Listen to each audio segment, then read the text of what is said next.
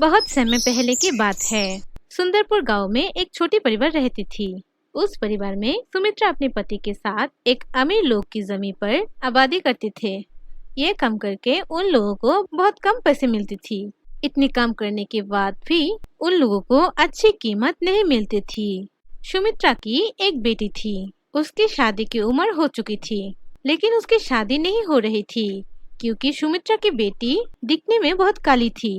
माँ, तुम जल्दी करो, क्या तुम नहीं जानती हो आज आंटी की बेटी की शादी है। वो लोग कितनी मुश्किल से हम लोगों को इनवाइट किया, गाड़ी भी भेज दिया। हम लोगों को जाना चाहिए।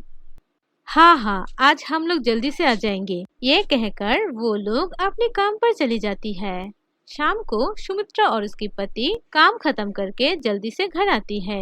जो कपड़े सबसे ज्यादा क्लीन है वो सब पहन के वो लोग गाड़ी लेके शादी पर चली जाती है।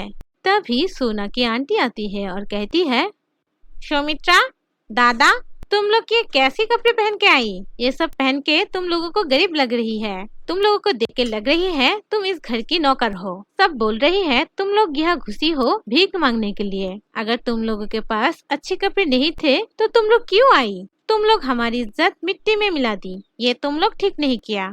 तुम लोगों के कारण सब लोग हम पे हंस रही है। ये सब मुझे बर्दाश्त नहीं हो रही है।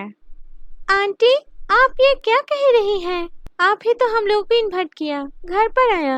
अब आप लोग हमें ये सब सुना रही हैं? आप तो जानती है हमारे पास पैसे नहीं हैं। हम लोग बहुत गरीब। हम लोग सोचा आप लोग हमें बहुत प्यार करती हैं, इसीलिए आप लोग हमें इनवाइट किया। लेकिन मैं गलत थी। आप लोग हमें यहाँ पर इनवाइट किया क्योंकि आप हमें बेइज्जती कर सकती है, इसीलिए, है ना? ये आपने ठीक नहीं किया। मामा, पापा, चलो हम लोग यहाँ से चले। तभी एक गेस्ट आके कहती है, हा, ये काली लड़की कौन है? क्या ये तुम्हारी रिलेटिव है? तुम कैसे इस काली लड़की को अपनी बेटी की शादी में निमंत्रण किया? मुझे तो लग रही है ये तुम्हारी रिलेटिव है। तुम कितने अमीर हो और तुम्हारी रिलेटिव कितने गरीब है। हा, देख के हंसी आ रही है। इस काली लड़की देखने में बिल्कुल भूत की तरह है। क्या तुम नहीं जानती हो शादी में इतनी बदसूरत और गरीब लोगों को इनवाइट नहीं करना पड़ती है? इन लोगों को देख के सब लोग काले हो जाएंगे।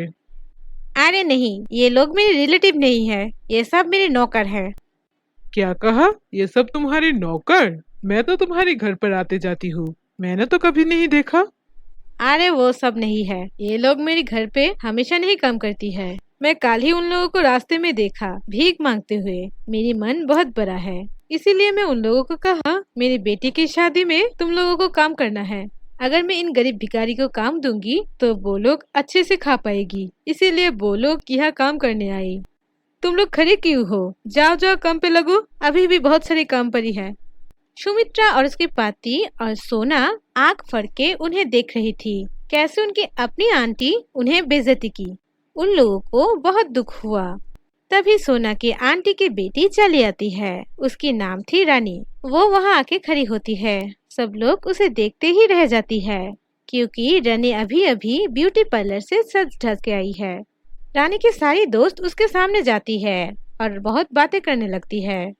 सोना उन लोगों की बातें सुनकर मन ही मन कहने लगती है, क्या उन लोगों की इतनी सिंपल मेकअप 2000 लगी है और रानी दीदी 50,000? वाह, ब्यूटी पार्लर में तो बहुत सारे पैसे इनकम होती है। अगर मैं पढ़ी लिखी हुई होती तो मुझे भी बहुत सारे काम मिलता और बहुत सारे पैसे मिलते। मैंने सुना है ब्यूटी पार्लर में काम करने के लिए पढ़े लिखे होने की कोई जरूरत नहीं है, सिर्फ मेकअप करना जानना पड़ती है। अगर मैं ब्यूटी पार्लर ओपन करूंगी तो हर दिन मेरे पास 1 और 2 ब्राइड सजने के लिए आएंगे। उनके पास से 50,000 के कम और ज्यादा पैसे लूंगी और उन लोगों को अच्छे से सजाऊंगी। हाँ, मैं एक ब्यूटी पार्लर खोलूंगी। घर जाके सोना अपने मम्मा पापा को कहती है, मम्मा पापा, मैंने एक डिसीजन लिया, मैं काम करूंगी, अपने पैरों पर खड़ी होंगी। ये तुम क्या कह रही हो? तुम कैसे अपने पैरों पर खड़े होगी? मैं ठीक कह रही हूँ माँ, मैं ब्यूटी कोर्स सीखना चाहती हूँ और इसीलिए मैं शहर जाना चाहती हूँ। मैं तो पढ़ी लिखी नहीं हूँ, इसीलिए ज्यादा पैसे कमाने की यही एकमात्र उपाय है।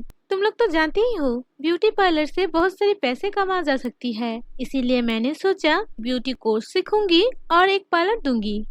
सुमित्रा अपनी बेटी की बात नहीं समझ रही थी। लेकिन सुमित्रा की पापा अपनी बेटी की बात समझी, इसीलिए वो कुछ पैसे देके सोना को शहर भेज देती है। वो ब्यूटी कोर्स लेके जल्दी ही घर चली आती है। घर आकर वो एक ब्यूटी पार्लर खुलती है। ब्यूटी पार्लर की सारी काम वो जानती थी। वो घर आके उसके मामा पापा को कहती है, मामा पापा तुम लोग अब चिंता मत करो, पार्लर में काम करके मैं तुम लोगों की सारी कमियां दूर कर दूंगी। और पापा तुम मेरे ब्यूटी कोर्स के लिए जितने पैसे दिए थे मैं वो सारे पैसे तुम्हें लौटा दूंगी। अब मैं चलती हूँ, काम करनी पड़ेगी। ये सब कह के सोना ब्यूटी पार्लर जाने के लिए रवाना देती है। थोड़ी ही देर में वो अपने पार्लर में पहुंच जाती है। वो देखती है पार्लर में दो लड़की बैठी हुई है। वो लोग सोना के देख के कहती है, ये काली लड़की सुन, तू पार्लर में क्या कर रही है? इस पार्लर की मालिक कहाँ है? मैं उसके साथ बातें करना चाहती हूँ। मैं खुद को सुंदर से सजाना चाहती हूँ। मैं ही इस ब्यूटी पार्लर की मालिक। हा, तू काले होकर भी बहुत मजाक कर सकती है। तेरे जैसी गरीब भिखारी लड़की इस पार्लर की मालिक है, ये कभी मुमकिन नहीं है। तुम लोग नहीं जानती हो, ये ब्यूटी पार्लर मेरी है। मैं आज ही इस ब्यूटी पार्लर ओपन किया। ओ ये बात है, तू कितनी काली, तू कैसे हम लोगों को सजाएगी? हर वक्त रीना के पार्लर में सजती हो। मैंने सोचा नई पार्लर में सजूंगी, लेकिन मैं तो नहीं जानती थी इस ब्यूटी पार्लर की मालिक बहुत बदसूरत है। अगर तेरे हाथ में सजूंगी तो मैं भी बदसूरत बन जाऊंगी। ये सब सुनकर सोना मुंह बंद करके खड़ी हुई थी, कुछ भी नहीं कह रही थी। सारे कस्टमर हंसते हुए पार्लर से निकल गई, लेकिन फिर भी सोना अपनी हिम्मत नहीं हारी। वो पार्लर में पूरे दिन वेट करने लगी, लेकिन एक भी कस्टमर नहीं आई। ऐसे ही 2-3 दिन बीत जाती है। उसकी पार्लर में कोई भी नहीं आ रही थी। दूसरी तरफ सोना के पापा जमींदार से जो पैसे ली थी वो पैसे देने की दिन हो गई थी, लेकिन वो लोग वो पैसे नहीं चुका पाई। तेरी ख्वाहिश पूरी हुई? मैंने तुझे पहले ही कहा था ब्यूटी पार्लर की कोर्स मत कर। तेरे पापा से भी कही, लेकिन तुम दोनों मेरी कोई भी बात नहीं सुना। तू ही तो कोर्स सीखने के लिए पैसे ली थी, शहर में गई थी। अब देखा हम लोग बेघर हो गई। इतने दिन हम लोगों के पास पैसे नहीं थे, अब घर भी नहीं है। तेरे लिए ही ये सब कुछ हुआ है। अब हमको रास्ते में बैठ के भीख मांगना पड़ेगी। हमारा एक भी जमीन नहीं बची। अब हम लोग कहाँ रहेंगे, क्या खाएंगे? ये सब बोल के सुमित्रा रोने लगती है। सोना कोई उपाय ना पाकर अपने मम्मा पापा को लेके अपने छोटी पार्लर में जाती है। वहाँ वो तीनों रहना शुरू करती है। एक दिन सोना के पार्लर में एक लड़की आती है। उस लड़की के पास पैसे नहीं थे और उस लड़की की आज शादी थी। वो बड़े पार्लर में नहीं जा पा रही थी। सोना उस लड़की को बहुत कम पैसे में बहुत अच्छे से सजा देती है। उस लड़की को देखने में बिल्कुल परी के जैसे लग रही थी। लड़की बहुत खुशी हुई। उस लड़की के पास जितने पैसे थे सब पैसे सोना को दिया। इससे सोना बहुत खुश होती है। इसके बाद से सोना के पार्लर में बहुत सारी लड़की आने लगी। सोना अपने मम्मा पापा के लिए बहुत बड़ा घर रेंट पे लेती है और वहाँ वो लोग रहना शुरू कर देती है। सोना के पार्लर में बहुत कस्टमर आ रही थी, इसीलिए रीना के पार्लर में कस्टमर कम रही थी। रीना जब सुनती है सोना के पार्लर में सब कस्टमर चली गई है, तब वो बहुत गुस्सा होती है। उस भिखारी के बच्चे ने मेरे साथ पंगा लिया, उसे मैं देख लूंगी। इतने कम पैसे में इतनी अच्छी से सजा रही है, इसीलिए सब लोग उसके पास जा रही हैं। मैं भी कम नहीं हूँ। मैं जानती हूँ उस भिखारी के बच्चे के पास ज्यादा पैसे नहीं है। वो जितने पैसे कमाती है उतने पैसे उनके घर पे ही लग जाती है। अगर मैं उसकी पार्लर तोड़ दूंगी तो दूसरी बार वो पार्लर नहीं बना सकती है। कितनी बड़ी हिम्मत, मैं उसकी पार्लर तोड़ दूंगी। मेरे साथ पंगा लेती है, आप देखेगा मजा। ये कह के रीना अपनी नौकर को देख के सोना की पार्लर में आग लगा देती है। वो लोग रात को सोना की पार्लर जाती है। वो बेचारी सोना की पार्लर में आग लगा देती है। सुबह सोना ये सब सुनती है और दौड़ के वहाँ जाती है। वहाँ जाके वो देखती है उसकी पार्लर जल गई है। सोना ये सब देख के बहुत रोती है और बोलती है, हाय हाय ये क्या हुआ? मुझे लगती है गरीब कभी अमीर नहीं हो सकती है। गरीब सारी जिंदगी दुख से गुजरती है। अभी अभी मैं इनकम करना शुरू करी थी, अब वो भी चल गया। अब मैं क्या करूँगी? मेरे पापा का क्या होगा? उसके ऊपर घर के रेंट भी देने पड़ेंगे। अब मुझे इतने सारे पैसे कहाँ से मिलेगी? सोना बहुत रोती है। वो रोते रोते अपने घर जा रही थी। तभी वो रास्ते में एक डायमंड पड़ी हुई देखती है। वो उस डायमंड हाथ में लेके एक पेड़ के नीचे बैठती है। वो बहुत समय तक उस पेड़ के नीचे बैठी रहा। तभी एक बूढ़ी औरत आके सोना से पूछती है, ये लड़की सुनो, मैं देख रही हूँ पिछले 5 घंटे तक तुम यहाँ बैठी हुई हो। क्या तुम्हें किसी की हेल्प चाहिए? मुझे कुछ नहीं हुआ है, कोई बात नहीं। मैं जब घर जा रही थी तब मुझे रास्ते में इस डायमंड मिला। ये जिसका है वो बहुत टेंशन में है। मैं इस डायमंड को लेके पेड़ के नीचे बैठी रही ताकि कोई चोर इसे नहीं ले जा सके। डायमंड की मालिक जब आएगी मैं तब उसे ये लौटा दूंगी।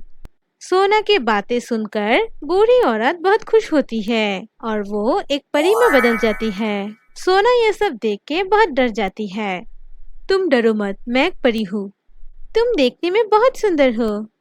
बहुत दिन से देख रही हूँ तुम बहुत मुश्किल में हो। तुम्हारी पार्लर किसी ने जला दिया, मैं सब जानती हूँ। इसीलिए मैं तुम्हें हेल्प करना चाहती हूँ। लेकिन हमारी परी में एक नियम है, किसी की परीक्षा लेने के बगैर हम लोग किसी को हेल्प नहीं करती है। इसीलिए मैं तुम्हारी परीक्षा ले रही थी। मैंने देखा तुम इस डायमंड को लेके अपने घर नहीं गया।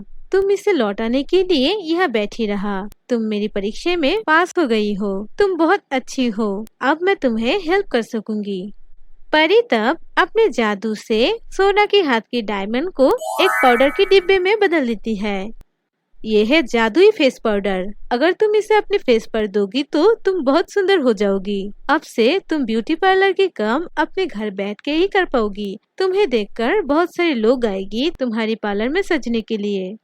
सोना ये बात सुनकर बहुत खुश हुई। वो पाउडर अपने मुंह में देती है और तभी वो देखने में बहुत सुंदर हो जाती है। सोना परी को धन्यवाद देती है। तब परी वहाँ से गायब हो जाती है। फिर सोना उस पाउडर को लेके अपने घर चली आती है। घर जाके वो अपने मम्मा पापा को सब खुल के कहती है। सुमित्रा अपने बेटे को इतनी सुंदर देख के वो बहुत खुश होती है। अब उसके गांव की सारी लड़की सोना के पास आती है सजने के लिए। ऐसे ही सोना घर पे ब्यूटी पार्लरिंग करती है। सोना के पास हर दिन बहुत सारी लड़की आती है। सोना बहुत पैसे कमाना शुरू करती है। सोना अपने मम्मा पापा के लिए बहुत बड़ी घर बनाई और उसके पापा की सारी लोन दे दी।